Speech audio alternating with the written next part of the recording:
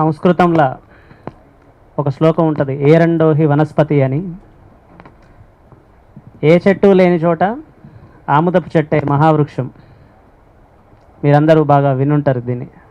ఇంటర్మీడియట్లో ఈ శ్లోకం ఉంటుంది. అట్లా మేము చాలామంది వక్తల్ని సంప్రదించినాము.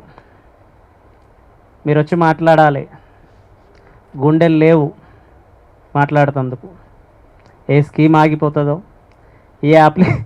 ఏ అప్లికేషన్స్ ఆగిపోతాయని. అక్కడ సూఫీ అన్న దగ్గర నుంచి మొదలు పెడితే, నరేష్ సూఫీ దగ్గర నుంచి, మన మోహన్ బైరాగి దగ్గర నుంచి మొదలు పెడితే, ఈవెన్ మాకు బర్త్ సర్టిఫికెట్లు లేవు. మీరిచ్చే పథకాలల్లో మా అప్లికేషన్స్ ఉండవు. మీకు లాలూచీలు పడి, ఏ ప్రభుత్వం అయినా, ప్రపంచంలో ఏ ప్రభుత్వం అయినా, మొన్న ఈ వంక వచ్చినా మాట్లాడినాము. గత ప్రభుత్వ పాలకుల మీద, కేసీఆర్ గారి మీద మాట్లాడినాము. ఇప్పుడు రేవంత్ రెడ్డి గారి మీద మాట్లాడుతున్నాము, మోడీ గారి మీద మాట్లాడుతున్నాము, ప్రతి ఒక్కరి మీద మాట్లాడినాం.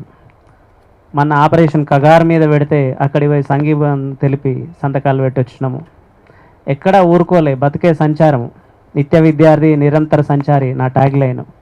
విశ్వనాథుల పుష్పగిరి అంటే నిత్య విద్యార్థి నిరంతర సంచారి. బతుకంతా తిరగడమే, తిరుగుదాం. ఊపిరి ఉన్నంత వరకు తిరుగుతూనే ఉంటాం. తిరుగుతూ నానుకున్న ఈ మానవాళి కోసం పనిచేస్తూనే ఉంటాం. ఆ కోణంలో అప్పుడు పుస్తకం వేయలేకపోయినాము. 200 పేజీల పుస్తకం సార్ దగ్గర ఉంది, రివ్యూ రాయమని చెప్పేసి. నా 3 పుస్తకాలు ఉన్నాయి సార్ దగ్గర. మరి ఎప్పుడు వాటికి మోక్షం కలుగుతుందో తెలియదు. కానీ గత ప్రభుత్వాల మీద రాసిన సాహిత్యం కూడా విపరీతమైన సాహిత్యం ఉంది, లేదనడానికి లేదు. ఇది ఎందుకు తీసుకొచ్చినాం అంటే అనివార్య. కడుపు నొప్పి లేస్తుంది. కడుపు నొప్పి లేస్తున్నప్పుడు ఇమ్మీడియట్గా పట్టుకురావాల్సింది. మీరు నమ్మరు, మా నాన్న 4 ఏళ్ల నుంచి మా ఇంటి దగ్గర లేడు. మా అమ్మ చచ్చిపోయినప్పటి నుంచి మా నాన్న మా ఇంటి దగ్గర లేడు. డోర్ లాక్ బిల్లు పేరు మీద 4,500 బిల్లు వచ్చింది. 4 ఏళ్ల నుంచి 4,500 వచ్చింది. మా ఇంటి వెనకాల వేప చెట్టు కొడితే కరెంటు తీగ తెగిపోయింది. కరెంటు తీగ తెగిపోయినాక మళ్ళీ కనెక్షన్ కల్పించినాం. కనిపించిన నెల రోజుల్లో మా బిల్లు 40,000 అయింది. మళ్ళీ కల్పించిన 40 రోజుల్లో మా బిల్లు 40,000 అయింది. కొత్త గవర్నమెంట్ వచ్చిన కొత్తలో మరి వీళ్ళకి ఏమన్నా ఆర్డర్స్ ఉన్నాయా, లేకపోతే ఎట్లా ఏం చేయాలని చెప్పేసి ఆ సదరు హెల్పర్ గారిని అడిగిన, అయ్యా మరి ఏంది పరిస్థితి అంటే, క్యా పీక్తావు హై అన్నాడు ఆయన. అమ్మ నేను ఊర్లో కూడా జావనరా నాయన. మా నాయన ఉంటాడు, చీకట్ల కరెంట్ పోతుంది, పాము పురుగు కరుస్తుంది, ఎట్లా పరిస్థితి అంటే, తుమ్ నహి పీకుడు హై అన్నాడు. నువ్వేం పీకలేవు అన్నాడు. ఏం చేయాలి? సోషల్ మీడియా ఎంత గొప్పగా పనిచేస్తుంది అనడానికి ఎగ్జాంపుల్గా చెప్తున్నా. ఒక పోస్ట్ రాసి ఏం సంపదామనుకుంటున్నావా సారు అని చెప్పేసి పెట్టగానే ఆ బిల్లుని కాస్త ఏం చేసిరంటే తగ్గించి, నువ్వు 10,000 కడితే నీ ఇంట్లో బుక్ గెలుగుతుంది, లేకపోతే లేదు. నేను ఢిల్లీ ఫ్లైట్ ఎక్కడానికి ఎయిర్పోర్ట్ దగ్గర ఉన్నా. ఫోన్ చేసిండు, మా నాయన చిమ్మ చీకట్లో వండుకోవాలి కదా, ఇప్పుడు 5,000 కడితే కరెంటు బిల్లు కడతా అంటే, మీరు లిటరల్గా నమ్మరు, బుచ్చం పరిస్థితి అప్పుడున్నది. నేను ఫోన్ చేసి, అన్న దండం పెడితే 5,000 అంటే 5,000 వేస్తే అప్పుడు బిల్లు కట్టినాం. సరే ఆన్లైన్ ఫోన్పే గూగుల్ పే ఉంది, నా పరిస్థితి ఇట్లా ఉంది కాబట్టి వాళ్ళనో బతిలాడినాము. 5,000 పెట్టి కరెంటు బిల్లు కట్టగలిగినాము. ఏ గుడిసోడో లేకపోతే ఇంకోడో ఉంటాడు, వాని పరిస్థితి ఏంది ఆ చీకట్ల? ఈ వ్యవస్థల్ని మార్చాలి కదా. అసలు పాలనా వ్యవస్థలంటే 1,00,000 కోట్ల బడ్జెట్, ఏదో ఫ్లెక్సీల మీద లేకపోతే ఇంకో దాని మీద బొమ్మలు కాదు కదా. పీరు కాదు బడే సాబ్ అన్నట్టు మళ్ళీ ఇదే ఏడిపోయింది అని చెప్పేసి ఈ నొప్పినంతా ఈ పుస్తకంగా రాసిన తర్వాత చాలామంది మిత్రులు ఈ మధ్యలో బెదిరించడాలు కూడా చాలా తెలివిగా మారిపోయినాయి. ఒక్కరు కూడా మీరు పుస్తకం వేయొద్దని కానీ, తర్వాత మీ సభను అడ్డుకుంటాం కానీ అని మాట్లాడకుండా చాలా తెలివిగా ఏం మాట్లాడారంటే, ఈ విషయం అందరికీ తెలవాలి కాబట్టి, ఏదన్నా డబ్బు సంపాదించే పని చేసుకోవచ్చు కదా, డబ్బులు వస్తాయి కదా, ఇంకేదైనా పని చేస్తా అంటే దీన్ని చేయకు, డబ్బు సంపాదించే పని చేసుకోవచ్చు కదా. ఏదన్నా చేస్తాం కానీ బై బర్త్ డిఎన్ఏలో ఒక కొట్లాట, ఈ తెలంగాణ నేల నుంచి ఈ రక్తంలో కలిసి ఉన్నప్పుడు, ఈ నీళ్ళతో పాటు అది రక్తంలో కలిసి ఉన్నప్పుడు ప్రజల పక్షాన మాట్లాడాల్సిన బాధ్యత ఉంటుంది. ఇది మాట్లాడకుండా నోరు మూసుకో అంటే మూసుకుండు అవుతుందా? స్వతహాగా కాస్త అంతో ఇంతో అక్షర జ్ఞానం కలిగిన వాళ్ళము. నా జీవితము నేను నా 10వ తరగతి తర్వాత ఇంటర్మీడియట్ ఆపేసిన తర్వాత ఒక లారీ క్లీనర్గా మొదలుపెట్టిన. ఆంధ్రజ్యోతి ఇంటర్వ్యూలో కూడా అదే రాశారు, ఒక లారీ క్లీనర్ నేను.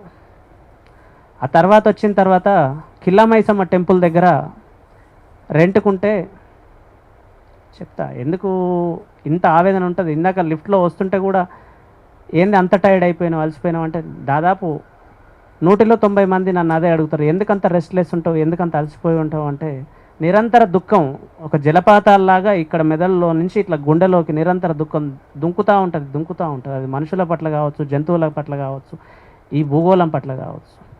కిల్లమైసమ్మ టెంపుల్ దగ్గర మేము రెంట్కు ఉండేది. రూమ్మేట్స్ రూమ్ ఖాళీ చేస్తూ ఏం చేశారంటే నాకు చెప్పకుండా తెల్లవారుజామున 4 గంటలకు రూమ్ సంచు సర్దుకొని వెళ్ళిపోయారు వాళ్ళు. మరి ఏడ బతకాలి అప్పుడు? లేవు. ఆ కిల్లమైసమ్మ కోటకున్న దాంట్లో రాళ్ళు తీసుంటాయి కదా, ఆ రాళ్ళల్లో బట్టలు పెట్టి బోరింగ్ కాడ స్నానం చేసుడు. అన్నం లేదు, ఏడ తినాలి? బాబు జగజీవన్ రామ్ భవన్ ముందర తాగి పడేసిన కొబ్బరి బోండాలు రాత్రిపూట పగలగొట్టుకొని తిని అట్లా ఒక 1 నెల రోజుల కాలం గడిపిన తర్వాత ఏదో చిన్నదో పెద్దదో ఓ పని చూసుకొని నెలకు 1200 రూపాయలు పని చూసుకొని పోరాడుతూ ఆ రోజే ఎక్కడ వ్యవస్థతోటి కాంప్రమైజ్ కాలేదు. ఎందుకు కాంప్రమైజ్ కాలేదంటే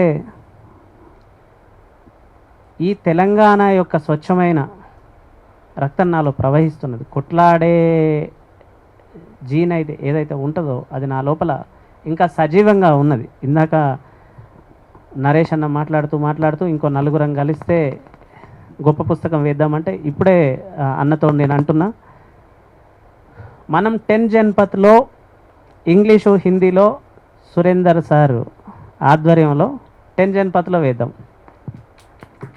10 జన్పథ్లో ఎందుకంటే నేను నవంబర్లో మళ్ళీ నేను ఢిల్లీలో ఓ 10 రోజులు ఉంటాను కనుక 10 జన్పథ్లో సేమ్ ఇప్పటి నుంచి అనుకొని తలా 4 కవితలు. ఎవరిని వదిలిపెట్టేది లేదు, పైన వదిలిపెట్టేది లేదు, కింద వదిలిపెట్టేది లేదు. పోరాటం దిగనైతే దిగినాము, నిండా మునిగినాక ఇంకా సలేంది. కాబట్టి మీరు గమనించండి, ఇందులో ఉన్న కింది లైన్ మొత్తం యంగ్స్టర్సే.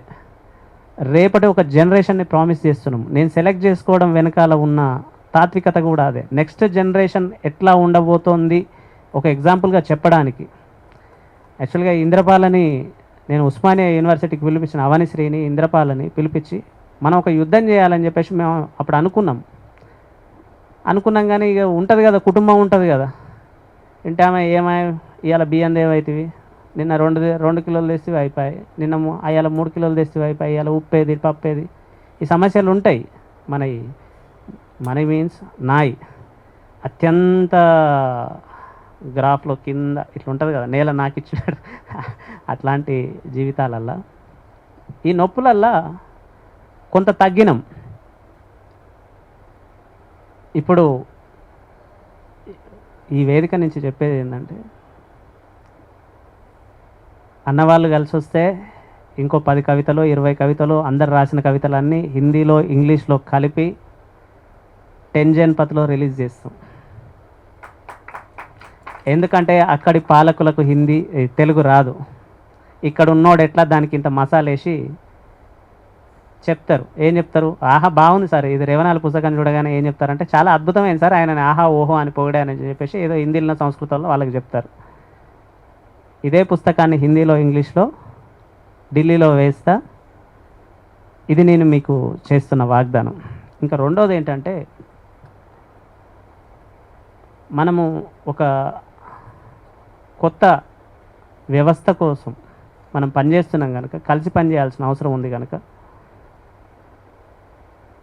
మనమంతా ఒక సమూహంగా ఏర్పడాల్సిన అవసరం ఉన్నది. ఎందుకంటే ఎవరికి వాళ్ళకు భిన్నమైన ఆలోచనలతోటి కొట్టుకపోతున్న వాళ్ళు చాలామంది ఉన్నారు. సూఫీ అన్న ఉన్నాడు, ఆయన జీవితాన్ని ఆల్రెడీ మొత్తం ఆయనే ఇట్లా రంపం పెట్టి బర్ర కోసేసి వేసేసిండు. సేమ్ పక్కన మోహన్ బైరాగ్ అన్న కూడా అంతే. వాళ్ళకి జీవితాలు అంటే లెక్కలేవు. సేమ్ మా పార్టీరే వాళ్ళంతా కూడా. జీవితాన్ని స్వతహాగా సర్వనాశనం పట్టించుడులో మన పార్టీ. ఇక సార్ అయితే ఇంకా చెప్పాల్సిన, పెద్ద సార్ అయితే, ఇక మా సురేంద్ర సార్ అయితే చెప్పాల్సిన అక్కర్లేదు. పోనీ ఎట్లా పోతే అట్లా పోతా అని ఇట్లా ఇచ్చి పడేసి. సో ఇటువంటి పరిస్థితులల్లో వ్యవస్థను ఎదిరించడానికి ఒక సమూహాన్ని ఏర్పాటు త్వరలోనే చేస్తాము. అది కూడా పెద్ద సారు ఆదేశము, ఆశీర్వాదం ఉంటుందని అనుకుంటున్నాము.